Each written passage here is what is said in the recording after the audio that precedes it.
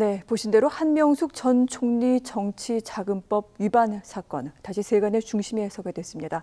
간략하게 설명을 다시 해드리자면 한 전 총리 지난 2007년 건설업체 한신경영의 한만호 전 대표로부터 9억 원을 받은 혐의로 기소된 바 있습니다. 2010년에 기소가 됐고요. 이에 대해 2015년 대법원에서 유죄가 확정되는 판결을 받았습니다. 징역 2년을 선고받아 형 집행까지 완료가 됐는데 이 사건이 기소 시점으로부터 10년이 지난 지금 다시 소환된 이유는 정치 자금을 공유한 한만호 전 대표의 비망록 내용이 공개됐기 때문입니다. 그 내용 이렇게 시작이 됩니다. 한만호 한신건영 대표의 옥중 비망록, 한명숙 재판에서 검찰이 적어준 대로 진술했다. 즉 검찰이 이 같은 진술을 강요했다는 겁니다. 계속 자신을 불러서 시험을 보고 테스트를 했다. 자신은 검찰의 강아지였다. 심지어 이러다가 한 총리님도 노 대통령같이 되는 게 아닐까 걱정까지 됐다 등등의 내용이 담겨 있습니다. 자, 이 같은 비망록이 공개된 데 대해 검찰 수사팀의 공식 입장 또한 이렇습니다. 해당 비망록은 이미 새로 나온 것이 아니라 재판 과정에서 증거로 제출된 바 있다. 사법적인 판단을 받았다. 그리고 만약에 이것이 문제가 있었다면 우리가 법원에 제출했겠느냐. 특히 당시 한만호 씨는 검찰이 수사를 편안하게 잘 해준다고 말했던 바도 있다라면서 이 비망록에 대한 여러 가지 의혹에 대해 이렇게 말을 했는데 자, 오늘 두 분과 함께 이 한만호 대표의 비망록에 대해서 그럼 먼저 얘기를 해보도록 하겠습니다. 먼저 평론가님, 네. 이 비망록 어떻게 봐야 되는 겁니까? 이 비망록은 양이요. 노트로 29건입니다. 네. 29건. 간단치 않습니다. 1200쪽입니다. 어마어마한 양. 왜 1심에서 자신이 검찰 조사를 받을 때와는 다른 입장을 밝혔느냐. 네. 그 얘기예요. 당시의 정황과 관련해서 내용을 보면 상당 부분 일리가 있습니다. 처음에 자신이 살기 위해서, 사업을 재개하기 위해서 검찰이 회유를 했다. 앞서는 뭐 강아지라고 얘기를 할 정도로 검찰이 회유를 했다. 그래서 검찰 시킨대로 했다. 그런데 검찰이 당시에 서울시장 선거에 개입한 것을 보고 입장을 바꿨다라는 내용이거든요. 쭉 내용을 보면은 한만호 씨가 개인적인 어떤 억울함과 그다음에 네. 검찰의 부당한 것들이 총망라되어 있습니다. 이 사건을 지금 혹시 기억을 못 하시는 분도 있겠습니다만 한 10년 전 얘기를 돌아가 보면은 당시에 2010년 전에 1년 전에 2009년 일이겠죠. 그때 대한통운의 곽영욱이라고 하는 사람한테도 5천 달러. 네. 5만 달러죠. 5만 네. 달러. 우리 돈 한 6천만 원 좀 되는 거. 그 사건이 나왔다가 무죄가 됐어요. 그러고 난 다음에 2010년에 또 이 사건, 별개의 사건으로 또다시 검찰 수사 들어가가지고 네. 결국은 구속이 된 사건이거든요. 그래서 당시에도 수십 차례 불러서 조사를 받았지만은 결국은 대법원에서, 최종 대법원에서 이제 유죄가 됐는데 그때 대법원이 양승태 대법원이에요. 사법농단. 그렇습니다. 네. 사법농단. 이 문제가 연결되어 있기 때문에 당시 한만호 씨의 이 비망록 자체가 팩트가 맞는지 또 그 당시에 한승태 대법원에서 무슨 일을 했는지 우리가 지금 다 알고 있잖아요. 그러면 이 사건과 관련해서는 충분히 의혹을 제기할 수 있는 것이고 혹시 이 문제에서 검찰이 어떤 사건을 무리하게 수사를 했고 법원이 이와 관련해서 무슨 뒷거래를 했는가? 네. 의혹을 제기할 수 있는 문제고 한명숙 전 총리 본인은 절대로 아니라고 얘기를 한다고 얘기하면은 이거는 당시에 검찰과 사법부의 전체 정황을 볼 때는 다시 한번 수사할 필요가 분명히 있다고 봅니다. 그래서 한명숙 전 총리를 지지하고 지지하지 않고의 문제가 아니라 10사람의 도둑을 놓치다고 하더라도 한 사람의 진실된 사람을 우리가 감옥에 넣을 수는 없는 것 아니겠습니까? 이런 한명숙이 아니라 우리 국민 인권과 직결되어 있기 때문에 이런 문제라고 얘기하면 저는 재수사하는 것이 옳다고 보는 거죠. 네.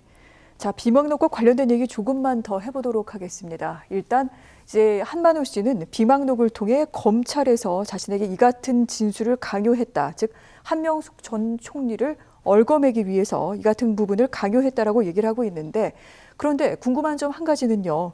검찰의 얘기대로 비망록은 이미 존재하는 것도 다 알고 있었고 재판에서도 등장이 됐었습니다만 그런데 10년이 지난 이 시점에서 왜 이 비망록이 다시 이렇게 거론이 되는 겁니까? 네, 이 비망록의 내용이 최근에 이제 두 군데 언론사를 통해서 내용이 이제 좀 구체적으로 공개가 됐습니다. 그러니까 그 전까지는 비망록의 존재와 어떤 내용인지는 개략적으로는 알려져 있긴 했지만 네. 이런 식의 구체적으로 언론에 보고된 거는 이번이 처음이었거든요. 근데 이제 좀 시기적으로 여권이 이 부분을 문제 삼을 수 있는 타이밍에 이게 또 터졌어요. 그래서 사실 지난번에 저 채널A 증인 회유 사건이 있었지 네. 않습니까? 그것도 유야무야 넘어갔죠. 거기다가 이번 비망록 딱 나오니까 가뜩이나 이제 총선 이후에 여권이 뭐 양정숙 씨부터 시작해서 지금 당선자들의 문제가 줄줄이 터지고 있어요. 그러니까 이런 상태니까 좀 뭔가 분위기 전환도 필요했고, 그리고 뭔가 개혁 드라이브를 걸어야 되는데 이 비망록이 딱 터지니까 네. 아 이거야말로 소위 말해서 건도 되고 그다음에 시기도 맞는다 이런 판단을 한 것 같아요.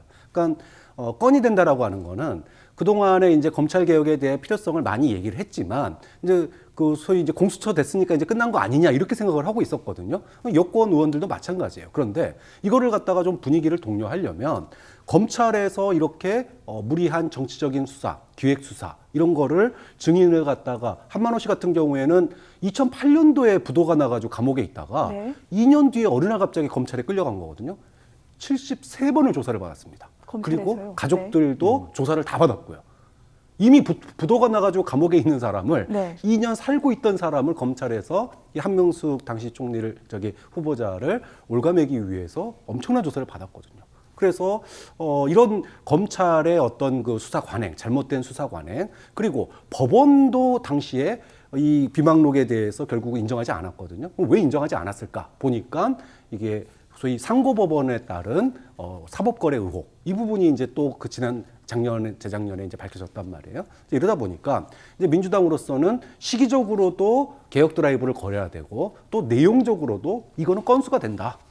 검찰 개혁, 법원 개혁, 사법 개혁의 드라이브를 걸 수 있는 굉장히 좋은 소재이자 또 한명숙 전 총리 그러면은 어떻게 보면 친노의 대모잖아요. 네.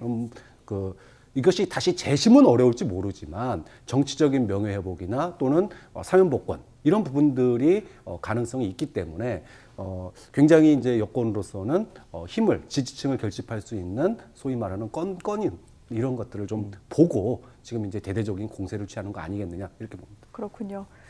자, 21대 국회 개원을 앞두고 177석을 확보하고 있는 슈퍼 여당이 된 민주당이 그래서 더욱더 목소리를 왜 드높이고 있는지 이 부분까지 짚어봤습니다. 자, 여야 이 사안에 대해 그런데 상당히 좀 강하게 맞서고 있습니다. 민주당, 오늘 아침 김태년 원내대표부터도 강경 발언을 했습니다만 한명숙 전 총리는 사법농단의 피해자다. 한만호 비망록을 둘러싼 의문이 분명히 좀 해소돼야 된다라고 얘기를 하면서 검찰과 법무부 등등에 대해서 재조사를 해야 된다라고 목소리를 드높였습니다. 이에 대해 미래통합당 유죄를 무죄로 만들고 부정의를 정의로 둔갑시키려 하는 것이냐라며 이미 이제 대법원에서 확정 판결까지 난 사안에 대해 이런 식으로 나오는 것은 가만히 두지 못하겠다. 이렇게 강경하게 또 맞서고 있고요. 국민의당도 한마디 보탰습니다. 재판이 확정된 사실을 외면하고자 하는 게 오히려 사법농단이다. 이렇게 얘기를 하고도 나섰는데요. 자, 아무래도 이 사안 여야 간에 상당히 좀 맞설 수밖에 없을 것 같은데 어떻게 진행이 될까요? 네, 일단 그 여당이 지금 이게 재심 청구를 한다는 건 아닙니다. 네. 재심 청구를 하려면 법적인 조건을 갖춰야 돼요. 그러니까 완전히 새로운 증거가 드러난다든가 또 굉장히 잘못된 재판이었다라고 하는 어떤 판단 근거가 있어야 되는데 증거가 있어야 되는데 이미 이 비방록은 과거에 대법원 판결 당시에 이미 들어가 있던 증거물이거든요. 네. 그렇기 때문에 이 비망록을 근거로 해서 재심은 어렵다. 자, 그럼에도 불구하고 여권이 지금 이 한명숙 재조사 문제를 계속 얘기하는 이유는 아까도 말씀드렸지만 이제 개혁 드라이브, 사법 개혁 드라이브를 갖다가 걸기 위한 포석이다 이렇게 봐야 되는데 야권으로서는 이게 과연 막을 힘이 있을까? 왜냐하면 일단 180석 가까운 의석을 가지고 있는 슈퍼여당의 이런 그 힘을 갖다가 야권이 일관되게 해야 되는데 네. 벌써 야당이 뭐라 그럴까요? 맞겠다 그랬다가 또 아니다 그랬다가 말이 좀 오락가락하고 있어요. 거기다가 특히 뭐 이제 윤미향 사건 같은 경우에 보면 국정조사를 하겠다 그랬다가 안 하겠다 그랬다가 이렇게 좀 그 뭐라 그럴까요? 당 내분 사태 때문에 아직까지 그 당의 어떤 진로를 결정하지 못하고 있다 보니까 제대로 된 대응을 못하고 있단 말이죠. 그래서 여권으로서는 이 부분을 좀 강하게 뭐 법무부 장관까지 나서서 지금 밀고 있으니까 할 텐데 어떻게 보면 양날의 칼이 될 수 있다. 어떻게 보면 이 사법개혁의 촉매제 역할을 할 수도 있지만 네. 또 한편에서는 야당이 궁지에 몰린 야당이 정말로 무한투쟁에 들어가는 또 이런 어떤 계기가 될 수도 있기 때문에 네. 여권이 이 부분을 어떻게 풀어갈지 좀 지켜봐야 될 것 같습니다. 그렇군요. 아무래도 여야는 또 원개원 협상을 해야 되고 여러 가지 또 요인으로 작용하지 않을까 이런 생각도 하게 됩니다. 그런데 이와 같이 여당이 그럼에도 불구하고 강공 드라이브를 펼치고 있는 것, 아무래도 이번에 한만호 씨의 비망록에 적혀 있는 것들이 의혹 차원입니다만 만약에 사실이라면 검찰 수사부터 좀 문제가 많다라는 여론을 획득할 수밖에 없고요. 그를 통해서 검찰 개혁 등등에 나서려는 의도가 아닐까 이런 얘기도 나오고 있습니다. 아무래도 개혁에 동력을 걸려는 그런 시도로도 해석될 여지도 있지 않을까요? 그렇죠. 그런 점이 있죠. 그런데 검찰 개혁은 이제는 되돌릴 수 없습니다. 네. 타이밍의 문제입니다. 언제 마무리 짓느냐의 문제인데 이미 여당이 지난 총선에서 압승을 해버렸고요. 압승을 했고 또 공수처 설치도 이미 결정났습니다. 이제는 국회의 동의를 얻어서 발족만 하면 되는 문제. 여기서 더 이상 얘기할 수가 없는 거거든요.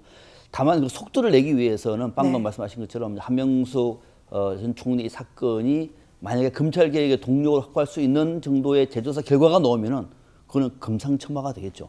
근데 저는요. 한명숙 전 총리를 정말로 옹호하는 그런 논리가 아니라 당시에 검찰과 법원이 어떤 짓을 했는지는 우리가 알고 있습니다. 이제는 양승 때 대부분이 무슨 일을 했는지 우리가 알고 있는 거거든요. 박근혜 정부 때 검찰이 어떤 일을 했는지 우리가 알고 있습니다. 저는 이 사건도 아니기를 바라는 거죠. 아니기를 바란다 하면 검찰에서 좋다 하면 재조사해보자라고 하는 것이 옳다고 봐요. 네. 그렇게 박근혜 정부라고 하더라도 검찰과 법원이 엉망이 아니었다라고 하는 사실을 검찰부터 먼저 내용을 정리하면 괜찮아요. 그런데 이 검찰 수사와 관련된 내용들을 쭉 보면은 굉장히 무리한 측면이 많아요. 국민들의 상식 밖으로 나왔던 문제가 많습니다. 앞서 말씀하신 것처럼 73번이나 불러서 조사를 했습니다. 그리고 자기 자신의 비망록에 검찰의 회유한 내용이 다 나와 있어요. 이거는 소설로 쓰지 않으면 있을 수 없는 거거든요. 사실이 저는 아니기를 바랍니다만 사실이 아니라고 얘기하면 검찰이 좋다. 다른 그때는 박근혜 정부 때의 검찰이었습니다. 이제는 문재인 정부의 검찰을 한번 해봐라. 검찰은 정치 검찰이 아니다. 그때의 검찰이나 문재인 정부의 검찰이 똑같다라는 사실을 보여주기 위해서는 검찰이 먼저 해보자고 얘기하는 게 옳다고 봐요. 이걸 법적인 요건을 따지고 할 문제가 아니라 당사자와 네. 관련되어 있는 증거가 새로운 사실이 더 공개된다고 하면은 충분히 이거는 재조사할 수 있는 것이고 그 권한은 법무부 장관이 할 수가 있습니다. 저는 해보는 것도 나쁘지 않다고 보고 오히려 이것이 지금 검찰이 더 국민의 신뢰를 받을 수 있는 것이고 검찰이 옳다고 얘기하면 오히려 반대로 문재인 정부가 너무 지나치게 이 사건을 가지고 또 정치적으로 풀고 있네. 검찰이 옳은데? 라고 하는 사실을 들려주면은 검찰한테는 오히려 더 검찰의 신뢰나 검찰의 명예가 더 커지지 않겠습니까? 라고 하는 측면에서 보면은 저는 이건 오히려 검찰이 계속 버티기만 할 것이 아니라 네. 오케이 하는 것도 는 나쁘지 않다. 그리고 검찰과 법무부가 앞장서주고 당사자들 관련된 내용을 다시 한번 조사할 경우에는 저는 이것은 국민이 더 이상 이런 피해자가 되지 않도록 또 한 사람이라도 억울한 사람이 없을 수 있도록 이번 게 깨끗이 정리하는 것이 오히려 문재인 정부에서 사법적 피해를 청산할 수 있는 하나의 중요한 계기가 될 수도 있다라고 하는 점을 좀 강조하고 싶습니다. 네.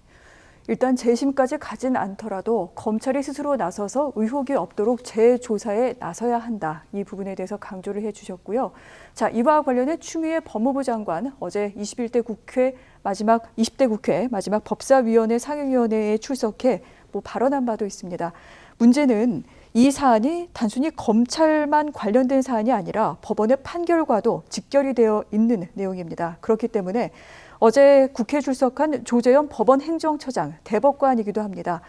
의혹을 제기하는 것만으로 과거 재판이 잘못됐다고 비춰질까 염려가 된다. 사법불신을 불러일으킬 수 있다라고 얘기하면서 좀 강한 발언도 나왔습니다. 정치인, 국무총리, 나아가 대통령도 억울한 사정이 있으면 증거를 갖춰서 재심을 신청하면 된다라고 얘기를 했지요. 추미애 법무부 장관은 입장이 이렇습니다. 검찰의 과거 수사 관행에 국민이 문제 있다고 생각을 하고 있기 때문에 이런 차원에서 반드시 검찰 개혁이 이루어져야만 한다라고 얘기했습니다. 자, 말씀대로 그렇다면 만약에 이제 법무부 장관의 뜻대로 검찰에서 재조사를 하게 된다면 어디까지 어떻게 수사를 해야 되는 겁니까? 일각에서는 윤석열 총장 등등 이 라인에 연관이 좀 돼 있을 수 있다 이런 얘기도 나오던데요. 그럴 수도 있죠. 그럴 수도 있고 아마 대표적으로는 박근혜 정부 때의 이른바 검찰의 실세들이 제일 큰 타격을 입겠죠. 그 연장선에서 아마 윤석열 총장도 연루돼 있을 가능성을 저는 배제할 수는 없습니다만 1차적으로는 박근혜 정부 때의 검찰의 수뇌부입니다. 그리고 검찰 수뇌부와 사법부가 혹시 거래를 했는지 네. 권력과 거래를 했는지 이 문제거든요. 이 문제가 아니라고 지금 얘기를 하잖아요. 그리고 심지어는 지금도 법원 행정처 같은 경우는 과거 의혹 제기만으로 과거 재판 잘못했다고 비춰질까 우려가 된다. 지금 문제를 제기하는 것은 의혹 제기만이 아닙니다. 상당 부분 검찰과 법원의 판단에 대해서 국민들은 의구심을 갖고 있다고 얘기하면은 이 문제 누가 풀어야 될까요? 검찰과 법원이 풀어야 되는 것이죠. 그러니까 의혹 제기만 갖고 하는 게 아니란 말이죠. 그래서 혹시나 만약에 여기서 우리도 지금 보면은 과거에 잘못된 수사가 얼마나 많았습니까? 그때마다 검찰은 똑같은 얘기합니다. 검찰은 예나 지금이나 변함이 없다. 법원도 법 취지를 흔들지 말라라고 했지만은 수사를 해보니까 전혀 다른 결과가 나온 거 많았습니다. 지금은 아닐까요? 그래서 이런 의혹 제기 나올 때 네. 지금 법원 행정처가 의혹 제기만이 아니라 그 의혹에 나와 있는 상당 부분 팩트 자체가 당시의 수사에서 제대로 반영이 안 됐고 법원 결정에서도 유의미한 증거로 채택이 안 됐다고 얘기하면은 그러면은 문재인 정부에서 사실 해보는 것도 저는 나쁘지 않다고 보고요. 다만 이거는 이제 새로운 증거라든지 당사자가 관련된 의혹을 강하게 제기할 경우에는 법무부 같은 경우도 이거를 그냥 구형할 수 없어요. 그리고 검찰도 재조사할 수 있는 명분이 충분히 있는 것이고요. 네. 그것도 법적인 권한입니다. 그렇다고 얘기하면은 지금의 재조사에 대해서 검찰과 네. 법원이 마냥 반대할 수만은 없는 상황으로 가고 있다. 이렇게 말씀드리고 싶습니다. 만약에 검찰에서 재조사하지 않을 경우 이 사안은 혹시 공수처 수사 대상은 가능합니까? 공수처는 지금 아니죠. 공수처 네. 수사가 과거까지 되돌릴 수는 없는 것이기 그렇군요. 때문에 네. 공수처는 어렵습니다만 저는 여건이 이렇게 얘기할 경우에는 검찰도 재조사를 마냥 반대할 수만은 없는 상황으로 지금 가고 있다 이렇게 보고 있는 겁니다. 네. 그런데 이와 관련해서 한 가지 궁금한 내용, 한명숙 전 총리의 그렇다면 입장은 무엇인지 부분입니다. 뭐 재심 청구를 고려하고 있지는 않다, 뭐 이런 얘기가 나오고 있기도 하고요. 교수님, 실제로 이 대법원 판결을 보면은 뇌물, 정치자금 9억 원 가운데 3억 원 같은 경우에는 전체 대법관들이 일단 만장일치로 유죄다라고 판결도 하기도 했습니다. 어떻게 진행이 될까요? 네.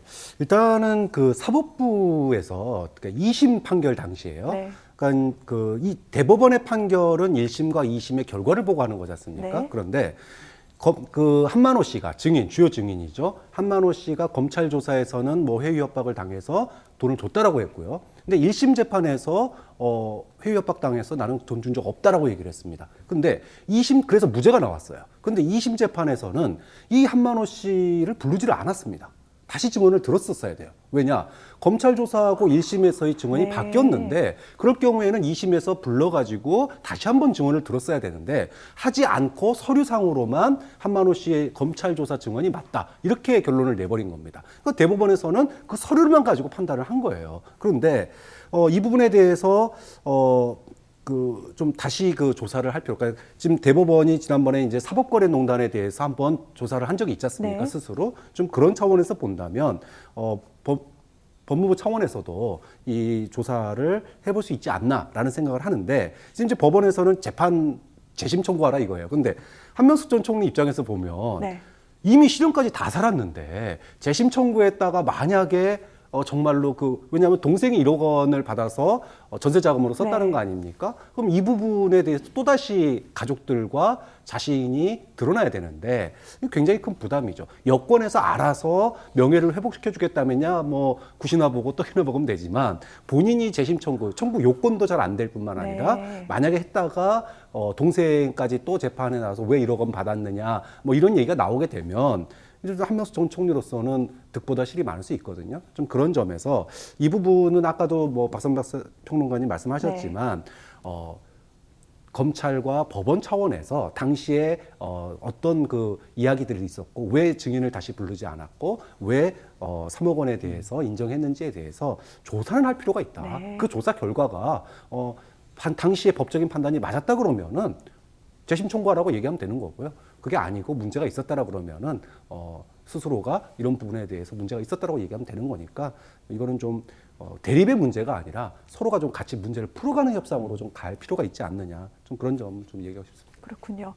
자, 재심까지는 아니더라도 일단 검찰 수사 과정 또한 재판 과정에서 드러난 문제 같은 경우에는 재조사 등등을 통해 한번 짚고 넘어갈 필요가 있겠다. 이것이 오늘 두 평론가님께서 공통으로 지적하시는 내용인 것 같습니다.